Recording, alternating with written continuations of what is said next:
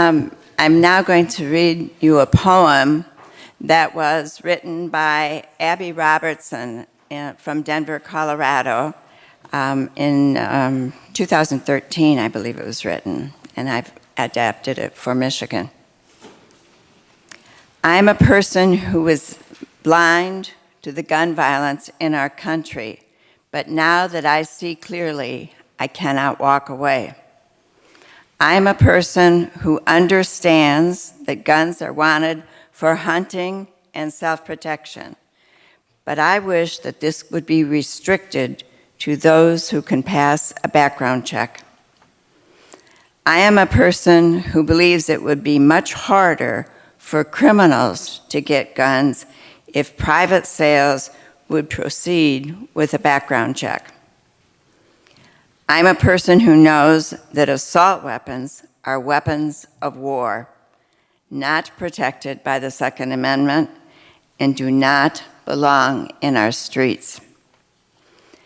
I'm a person who agrees that mental health is a bit of the problem, and I know extreme risk protection orders, red flag legislation, would save lives, especially suicides. I'm a person who knows that weapons-free zones should remain weapons-free zones except for trained law enforcement, and we should not have guns in schools, full stop. I'm a person who believes that a child should never, ever have access to a weapon, and that the adult owner of the firearm must be held accountable for the use of that gun.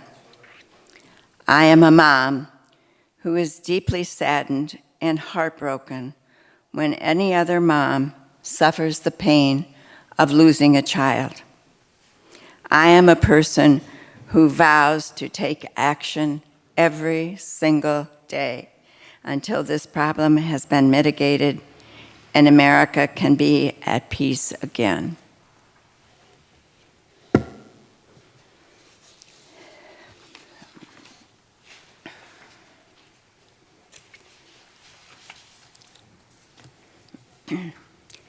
So thank you to East Liberty for the invitation to speak this morning. I'm a mom, a grandma, a psychologist, and a person of faith. I've been a gun violence prevention advocate since January of 2013. As a person of faith and a member of the Unitarian Universalist Church of Greater Lansing, this all calls me to be the best person I can. Social justice, as you know, is very important to Unitarian Universalists, and UUCGL has supported the Michigan Coalition since our inception. Michigan Unitarian Universalist Social Justice Network, also known as MUSGEN, has been an affiliate member of our coalition nearly since the inception. Our faith principles drive my gun violence prevention work, particularly believing in and affirming the worth and dignity of every person, justice, equity, and compassion in all human relations, and the right of conscience and the use of the democratic process within our congregation and in society at large. We must certainly act on our democracy principle November 6th. Register by October 9th, then make a plan to go to the polls. Maybe get an absentee ballot if you're not available November 6th. Plan to take 5 of your family and friends with you to the polls. Gun violence is not likely to change in Michigan unless we effect change at the polls. The Michigan Coalition to Prevent Gun Violence mission statement is, we are a grassroots organization working toward the prevention of gun violence through community education and stronger gun laws.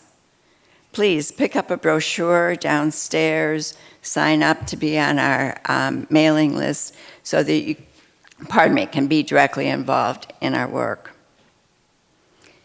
Do you know what's happened since Sandy Hook? Not enough. Our hearts are broken, but our eyes were opened. We awoke to a national nightmare, a country where every day, nearly 8 children and teens are shot and killed. A country with the highest rate of gun violence of any developed country in the world. A country with a population so numb to the steady drumbeat of gun violence that many mass shootings aren't even mentioned in the news. Since Parkland, yes, a few things have changed. Yay for the kids. And we must follow them into action. All deaths from firearms matter. Horrific shootings like Parkland get our attention, but we must realize that this type of gun massacre represents only a very small fraction of all gun deaths. We must commit ourselves to change so that our Black and brown children can walk to school without fear of death by gun. Our Black and brown children must be able to play outside without fear of gun death. We must honor the Black high school students from Chicago who participated in their school walkout last March with red duct tape on their mouths because they have been marching. The press hasn't paid attention, and we have not paid attention. We must work to prevent deaths like that of Stephen Clark, a Black man who was fatally shot in his backyard by Sacramento police on a Sunday night. He was holding a cell phone. Or the teen from Rochester Hills here in Michigan, on his way to school, who stopped to get directions and was shot at. Really? The intersection of race and gun violence is powerful. The Michigan Coalition to Prevent Gun Violence is appalled by police shootings of unarmed citizens, especially how those shootings are afflicting communities of color. We support legislation and policing practices that ensure that the police are equitably serving all of the public. We believe that police violence is fueled by systemic racism and that the American gun industry profits by exploiting racism to militarize members of the American public. If we want to put an end to this senseless tragedy, we must stand up to ignorance and hate, but we also must stand up to the gun industry and to the NRA. That means standing up to our gun-pushing legislators, like the one who is trying to put more guns in schools, or the ones who will not even allow a hearing on sensible gun laws. The gun industry is a parasite that feeds off of human misery. It cares nothing for Black lives or blue lives or any lives, only profit. But its day has come. We are paying attention and speaking out, and we're going to take our communities back from anyone who puts profits over life. Your voice matters, your votes matter. We need to disarm hate together. I want to contextualize for you the work we're trying to do here this morning. Too often, these discussions are filled with numbers and statistics. You know, 39,000 people die every year from gun violence, and 2/3 of these are suicides, and 8 children every day, and on and on. If all we know are the numbers, it's too easy to turn away. And really, aren't statistics numbers with the tears washed off. I want us to have to consider what we're really talking about. My friend Sandy England Phillips lost her daughter at the Aurora Theater shooting.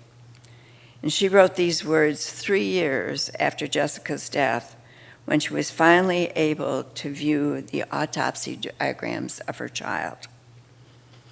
And I quote, "I knew, of course, about the 6 gunshot wounds that killed her, about the armor-piercing bullet that slammed into her head, but I did not know the details.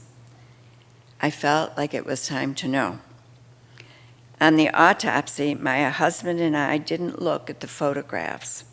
We looked at a diagram of what was done to my beautiful daughter's tiny body.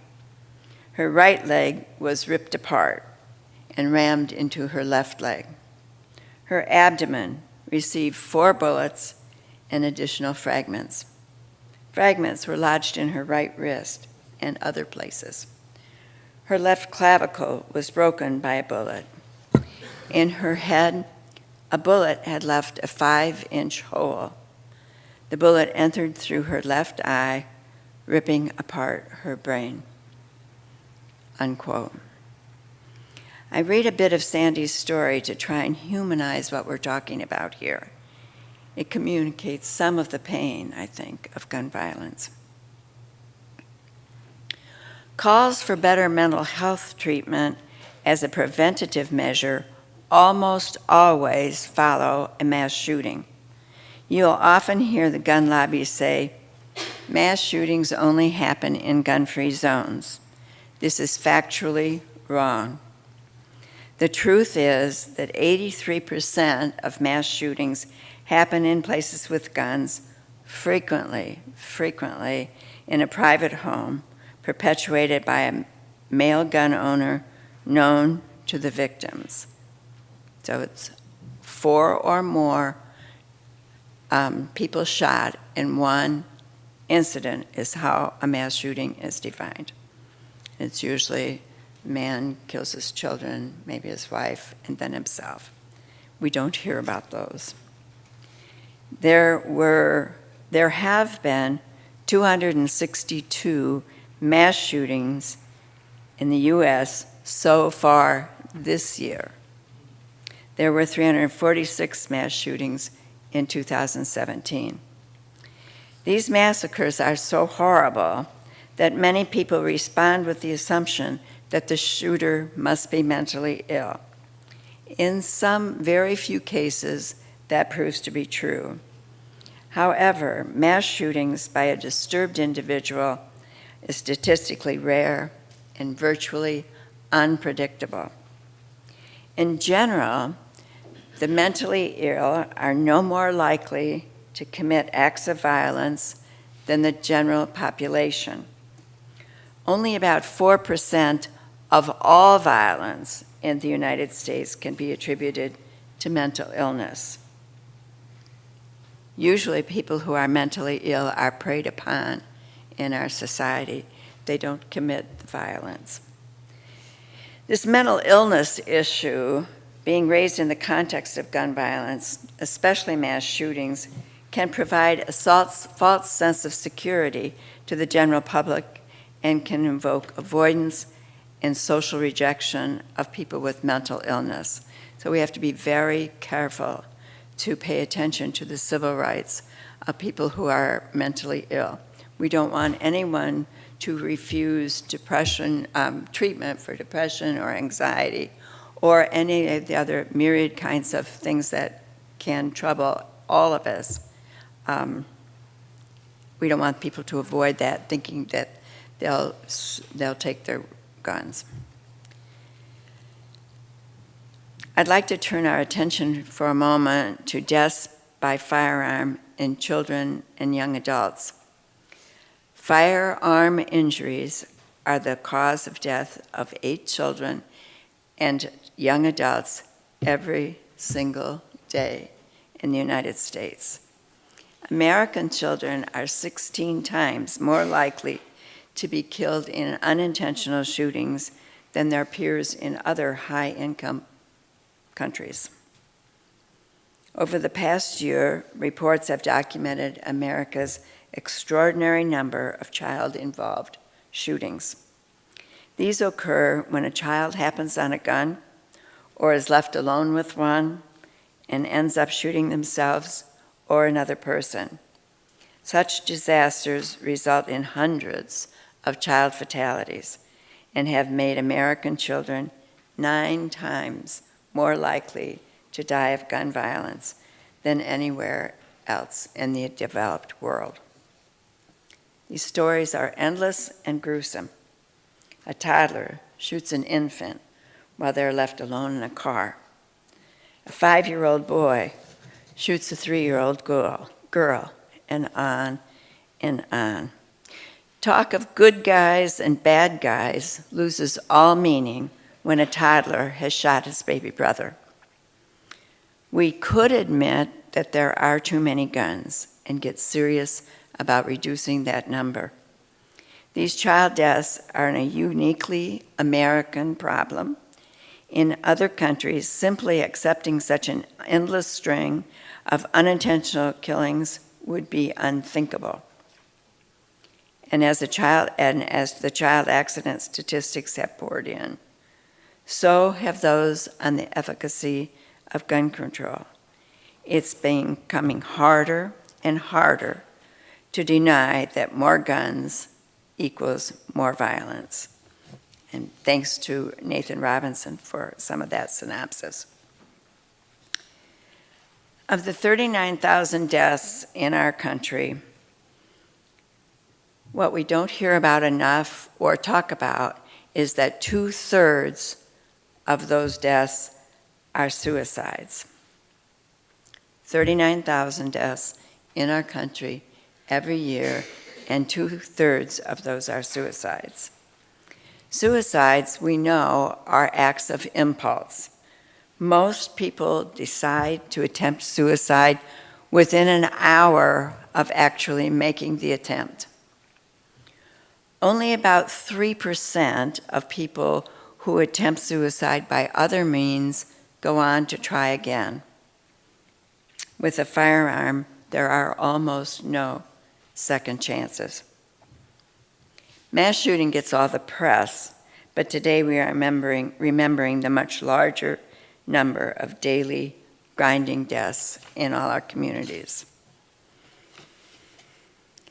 We need all of you to join us in action. While we must remember and pray, we must also write, email, and call our legislators regularly. We must also testify as needed to change laws. It's not that we don't know what works, but we must have the political will for action.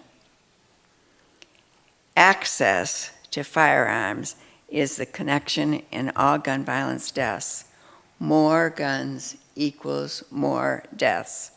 Homicides, suicides, unintentional child deaths, domestic violence deaths. There's a clear correlation between accessibility to weapons and death. I'd like to close with a very brief quote by Dr. Martin Luther King. By our readiness to allow arms to be purchased at will and fired at whim, we have created an atmosphere in which violence and hatred have become popular pastimes. Thank you.